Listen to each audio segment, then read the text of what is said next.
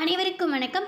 இன்றைய தினம் 29/5/2024 ஆம், முக்கியமான செய்திகளை பார்க்கலாம். ஸோ நம்ம வந்து இது இந்த மாதிரி ட்ரை பண்ணால் all over the news paper வந்து கவர் ஆகும் அப்படின்ற மாதிரி எனக்கு தோணுச்சு. ஸோ அதனால் இன்னிலேருந்து இப்படி பண்ணலாம் அப்படின்ற ஒரு முடிவு எடுத்திருக்கேன். ஸோ நீங்கள் இதை பற்றி கமெண்ட்டில் சொல்லுங்கள். இந்த மாதிரியே ட்ரை பண்ணலாமா, இல்லை இதுக்கு முன்னாடி இருந்த மாதிரி பண்ணலாமான்ட்டு இது ஃபுல்லாக பார்த்துட்டு. ஸோ இந்த ஃபர்ஸ்ட் பேஜில் வந்து பார்த்திங்கன்னா நம்ம நேற்று பார்த்தோம் இல்லையா, மிசோரமில் வந்து லேண்ட்ஸ்லைட்ஸ் ஏற்படுறதுக்கு சான்ஸ் இருக்குது அந்த மாதிரி பார்த்துருந்தோம். ஸோ அது மூலிமா மிசோரமில் 2000+ ஒரு இடத்துல வந்து அஃபெக்ட் ஆகிருந்தாங்க அப்படின்றதும் பார்த்தோம். அது வந்து பார்த்திங்கன்னா நேற்று நம்ம நியூஸில் பார்த்தது வந்து பப்புவா நியூ கினியா அப்படின்ற ஒரு நார்த் ஆஃப் ஆஸ்திரேலியாவில் நார்த் சைடு இருக்கிறது ஒரு ஐலாண்ட். பட் இது வந்து பார்த்திங்கன்னா மிசோரம்லேயே வந்து இப்போ வந்து மறுபடியும் நடந்திருக்கு. ஸோ ஆல்மோஸ்ட் 31 மெம்பர்ஸ் வந்து இறந்துட்டுருக்காங்க. லேண்ட்ஸ்லைப்ஸ் அண்ட் தென் ரெயின் ரெண்டுமே வந்து அதிகமாக இருக்குது அப்படின்ற மாதிரி மென்ஷன் பண்ணியிருக்காங்க. ஸோ அடுத்ததாக பார்த்திங்கன்னா மோஸ்ட்லி இதெல்லாம் வந்து அவ்வளோவா இம்பார்ட்டண்ட்டாக எனக்கு தோணலை. ஸோ அடுத்ததாக நம்ம எப்பத்துலேருந்தும் நடந்துகிட்ருக்கு இல்லையா, ஸோ இந்த முல்லை பெரியார் டேமாண்ட வந்து இன்னொரு டேம் வந்து கேரளா சைட்லேருந்து கட்ட போகிறதா வந்து சொல்லியிருக்காங்க. ஸோ அதுக்கு நம்மளோட தமிழ்நாடுல இருக்க ஃபார்மர்ஸ் ஆர்கனைசேஷன்ஸ்லாம் வந்து நிறையவே வந்து ப்ரொட்டஸ்ட் பண்ணிகிட்ருக்காங்க. நிறைய ஹெட் போஸ்ட் ஆஃபீஸ் மதுரையிலலாம் வந்து ஸ்ட்ரைக்லாம் பண்ணியிருக்காங்க இப்போது. அண்ட் தென் ஆக்சுவலி வந்து அவங்க வந்து மார்ச் இன்கம் டேக்ஸ் ஆஃபீஸ்க்கு வந்து மார்ச் பண்ணலாம் தான் அப்படின்ற வந்து நினச்சிருக்காங்க. பட் ஆனால் இந்த கேஸ் வந்து போலீஸ் எல்லாம் வந்து அதை அலோவ் பண்ணலை அப்படின்றதுக்காக ஸ்ட்ரைக் பண்ணியிருக்காங்க Madurai head post office of மதுரையில். ஸோ இதை பற்றின ஒரு நியூஸாக அமைஞ்சிருக்கு. ஸோ இந்த ஃபர்ஸ்ட் பேஜ் வந்து பார்த்திங்கன்னா சென்னை, மோஸ்ட்லி இந்த இடம் தான் வந்து சென்னை தான் இருக்குது. இது வந்து நம்ம சென்னை இந்த நியூஸ் பேப்பர்ன்றதுனால ஃபர்ஸ்ட் வந்து சென்னை. ஸோ மோஸ்ட்லி இந்த பார்த்திங்களா இந்த சபர்பன்ஸில் நடந்த மர்டர்ஸ் அந்த மாதிரி தான் இருக்கும். ஸோ இந்த மாதிரி நியூஸ் வந்து நமக்கு அவ்வளோவா இம்பார்ட்டண்ட் அப்படின்றது கிடையாது. ஸோ அடுத்ததாக வந்து பார்த்திங்கன்னா இங்கே மறுபடியும் முல்லை பெரியார் அதை பற்றி மென்ஷன் பண்ணியிருக்காங்க. Mullai Periyar Anbumani welcomes delay in expert panel meeting அப்படின்ற மாதிரி. ஸோ அடுத்ததாக பார்த்திங்கன்னா இதெல்லாம் வந்து பார்த்திங்கன்னா அவ்வளோவா இம்பார்ட்டண்ட்டாக வந்து அவ்வளோவா இல்லை. லைக் நிறைய லோக்கல் ரொம்ப அவ்வளோ இம்பார்ட்டண்ட்டான நியூஸ் எதுவும் இங்கே வந்து இல்லை.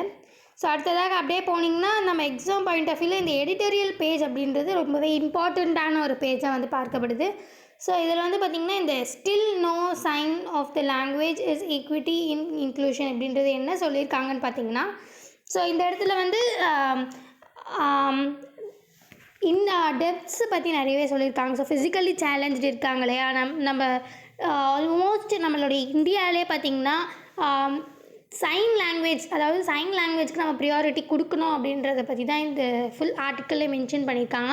ஸோ 2011 சென்சஸ் படி ஆல்மோஸ்ட் நம்மளுடைய இந்தியாவில் வந்து பார்த்திங்கன்னா 5 மில்லியன் இண்டிவிஜுவல்ஸ் வந்து டெஃபாகவும் அப்படி இல்லைனா வந்து ஹார்ட்லி ஏரபிள் பர்சன்ஸாகவும் இருக்காங்க. 2011 சென்சஸ் படி 5 மில்லியன். பட் ஆனால் NAD அப்படின்னு ஒன்று இருக்குது, அதாவது நேஷ்னல் அசோசியேஷன் ஆஃப் டெஃப் அப்படின்ற மாதிரி நம்ம இந்தியாவில் இருக்குது. ஸோ இவங்க வந்து என்ன சொல்கிறாங்கன்னா, இல்லை 5 மில்லியன் இல்லை 18 மில்லியன் இருக்காங்க அப்படின்ற மாதிரி சொல்கிறாங்க. ஸோ தென் இந்த மாதிரி பார்க்கும்போது WHO அவங்களோட சென்சஸ் படி எப்படி இருக்காங்கன்னு பார்த்திங்கன்னா இந்தியாவிலே 63 மில்லியன் இண்டிவிஜுவல்ஸ் வந்து டெஃப் இல்லைனா வந்து ஹார்ட்லி ஏரபிளாக வந்து இருக்காங்க அப்படின்ற மாதிரி மென்ஷன் பண்ணியிருக்காங்க. ஸோ இந்த மாதிரி நமக்கு ஒரு டேட்டா ஆல்மோஸ்ட் வந்து அது என்ன தான் வந்து மாறி கொடுத்தாலும் எவ்வளோ பெரிய அமௌண்ட்டாக இருக்குதுன்னு பாருங்கள். ஸோ இவ்வளோ பெரிய அமௌண்ட்டை வந்து நம்ம நெக்லெக்ட் பண்ணுறோம் ஒரு சில இம்பார்ட்டண்ட்டான விஷயத்துக்கு அப்படின்றது தான் இந்த ஆர்டிக்கல் வந்து சொல்லியிருக்காங்க. அதாவது இப்போ ரீசெண்டாக நம்ம லோக்சபாவோடைய எலெக்ஷன்லாம் நடந்துகிட்ருக்கு இல்லையா, ஸோ இது டேட்டெல்லாம் வந்து அனௌன்ஸ் பண்ணியிருக்காங்க. ஸோ இதெல்லாம் வந்து பார்த்திங்கன்னா சைன் லாங்குவேஜில் அவங்களுக்கு வந்து இன்ஃபர்மேஷனாக வந்து கொடுக்குற அளவுக்கு எதுவுமே இல்லை அப்படின்றது தான் வந்து இதில் மென்ஷன் பண்ணியிருக்காங்க. ஸோ இங்கே வந்து பார்த்திங்கன்னா ஓரலிசம்க்கு தான் நம்ம நிறையவே வந்து இம்பார்ட்டன்ஸ் கொடுக்குறோம். சைன் லாங்குவேஜுக்கு வந்து நம்ம இம்பார்ட்டன்ஸ் கொடுக்கணும் அப்படின்றது தான் மென்ஷன் பண்ணியிருக்காங்க. ஸோ நம்மளுக்கு என்ன தான் வந்து national programme for prevention and control of deafness அப்படின்ற மாதிரி நிறைய இருந்தாலும் அவங்கெல்லாம் என்ன பண்ணுறாங்கன்னு பார்த்தீங்கன்னா, பர்சன்ஸை கண்டுபிடிச்சி அவங்க வந்து ரொம்ப டெஃப்பாக இருக்காங்களா, இல்லை ஹார்ட் லியரபிளாக இருக்காங்களா, அப்படி இருந்தாங்கன்னா அவங்களுக்காக என்ன மெஷின்ஸ் பண்ணலாம் அப்படின்ற மாதிரி தான் வந்து அவங்க வந்து போகிறாங்க. மிஷின்ஸ் வந்து இவங்களுக்கு இந்த ஒரு சப்சிடியோட கொடுக்கலாம் அப்படின்ற மாதிரியோட இதில் தான் வந்து போகிறாங்களே தவிர, இந்த சைன் லாங்குவேஜை வந்து டெவலப் பண்ணலாம் அப்படின்ற மாதிரி ஒரு ஐடியா வந்து அவ்வளோவா நம்ம இம்பார்ட்டன்ஸ் கொடுக்கறதே இல்லை. ஸோ அந்த இம்பார்ட்டன்ஸ் ஏன் கொடுக்கறதில்ல அப்படின்றது தான் வந்து இந்த 3 ஆத்தர்ஸ் வந்து பேசியிருக்காங்க. இந்த still no sign of the language of equity and inclusion அப்படின்ற தலைப்பில். ஸோ இது மூலயமா வந்து நம்ம சைன் லாங்குவேஜஸை வந்து ஒரு அஃபிஷியலான ஸ்டேட்டஸ் லாங்குவேஜாக நம்ம வந்து கொடுக்கணும், ரெக்கக்னேஷன் கொடுக்கணும் அப்படின்றது தான் இந்த ஆர்டிக்கல் ஃபுல்லாகவே மென்ஷன் பண்ணியிருக்காங்க. இந்தியன் சைன் லாங்குவேஜையும் ஒரு அஃபிஷியலாக நம்ம எப்படி வந்து தமிழ், இங்கிலீஷ் எல்லாமே படிக்கிறோமோ அந்த மாதிரி வந்து இந்த இந்தியன் சைன் லாங்குவேஜ் அப்படின்றத ஒரு அஃபிஷியல் ஸ்டேட்டஸ் லாங்குவேஜாக வந்து மாற்றணும் அப்படின்றது தான் வந்து மென்ஷன் பண்ணியிருக்காங்க. ஸோ அடுத்ததாக வந்து பார்த்திங்கன்னா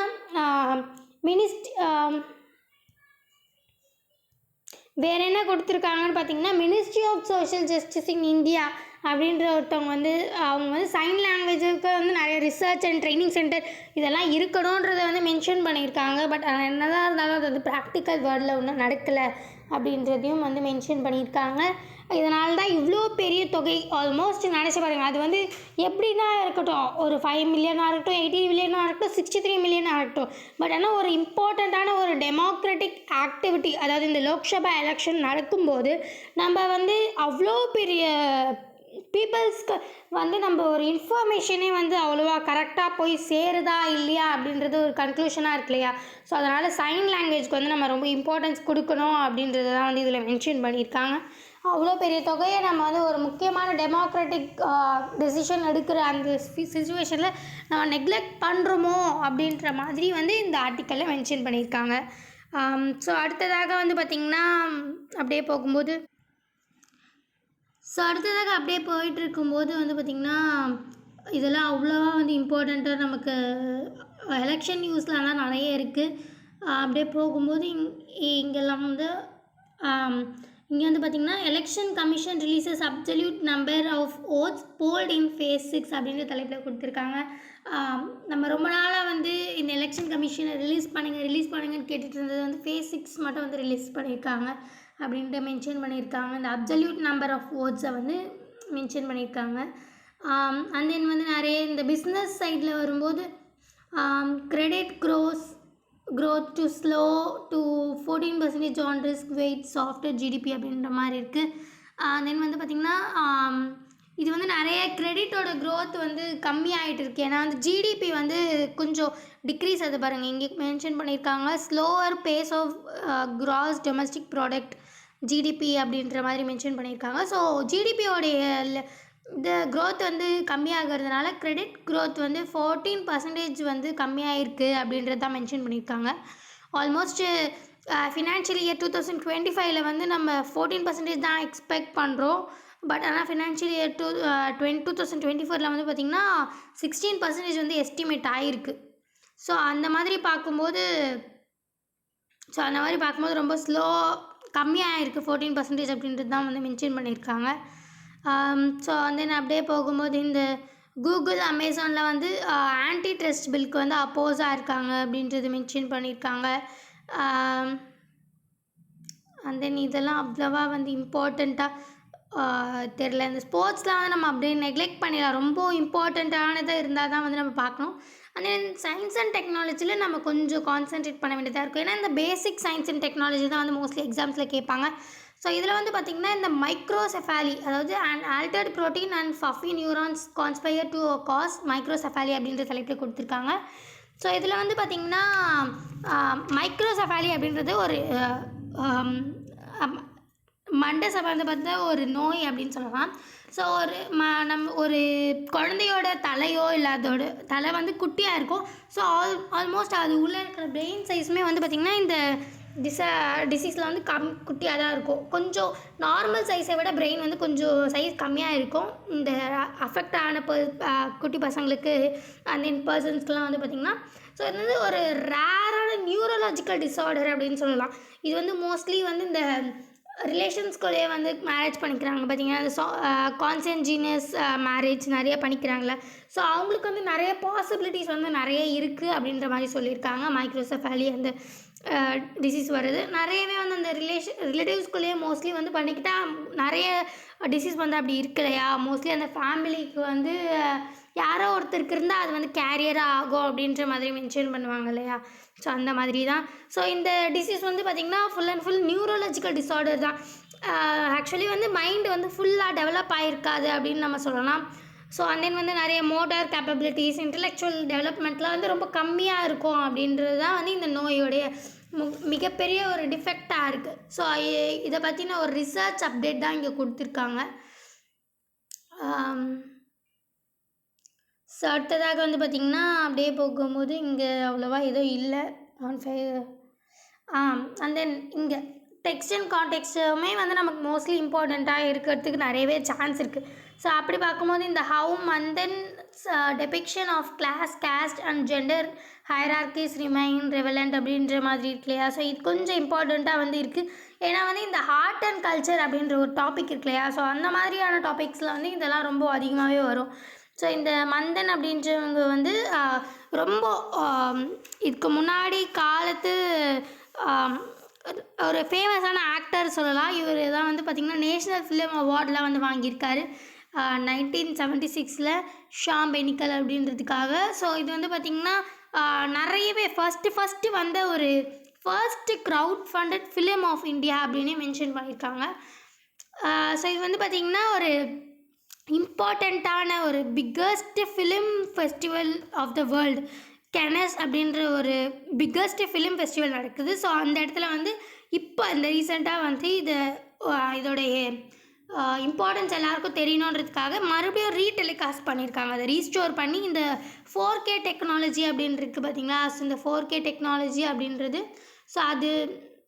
ஸோ அது மூலயமா வந்து இதை மறுபடியும் ரீஸ்டோர் பண்ணி ரொம்ப பழைய படத்தை ஈவன் யூடியூப்லேயுமே வந்து பார்த்திங்கன்னா இப்போ இருக்குது. ஸோ இது நம்ம வந்து போய் பார்க்குறாலும் பார்க்கலாம்.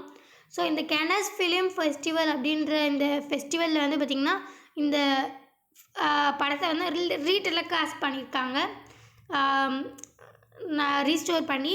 ஸோ இது வந்து ரொம்ப ஃபேமஸான படம் அப்படின்னு சொல்லலாம். அதாவது ரொம்ப எப்படி சொல்கிறது, இந்த ஆக்சுவலி இதோட ஹிஸ்ட்ரி சொல்லணும்னு பார்த்திங்கன்னா வந்து 50,000 ஆல்மோஸ்ட் 50,000 ருபீஸ் 50,000 ஃபார்மர்ஸ் கிட்டேருந்து ஒவ்வொருத்தர்கிட்டேருந்து ₹2 வந்து வாங்கி ஸோ அந்த மாதிரி ஒரு டைரக்ட் பண்ண ஒரு படம்னு கூட சொல்லலாம். ஸோ நிறைய இந்த கிளாஸு, கேஸ்ட்டு, ஜெண்டர் பற்றியெல்லாம் வந்து நல்லாவே வந்து இதில் மென்ஷன் பண்ணியிருப்பாங்க. அந்த காலத்தில் வந்து இருக்கிறது நிறைய பற்றி இதில் நல்ல ஒரு நேஷ்னல் ஃபிலிம் அவார்டுனா பார்த்துக்கோங்க. ஸோ அந்த மாதிரியான ஒரு படம். ஸோ அதை ரீடெலிகாஸ்ட் பண்ணியிருக்காங்க இப்போ கென்னஸ் அப்படின்ற ஒரு பிக்கஸ்ட் ஃபிலிம் ஃபெஸ்டிவலில். அப்படின்றதுனால தான் வந்து இது இம்பார்ட்டண்ட்டான நியூஸாக வந்து அமையுது. ஸோ ஆல்மோஸ்ட் எண்டுக்கு வந்தாச்சு. So finally we reach the end. மீண்டும் நாளை இந்த மாதிரி முக்கியமான செய்திகளோடு சந்திக்கலாம். இந்த வீடியோ உங்களுக்கு பிடிச்சிருந்தா லைக் பண்ணுங்கள், மற்றவங்களுக்கு யூஸ்ஃபுல்லாக இருக்குன்னு நினச்சிங்கன்னா ஷேர் பண்ணுங்கள், சப்ஸ்கிரைப் பண்ணுங்கள், பக்கத்தில் இருக்க பெல் ஐக்கானை கிளிக் பண்ணுங்கள். நன்றி, வணக்கம். மீண்டும் நாளை சந்திப்போம்.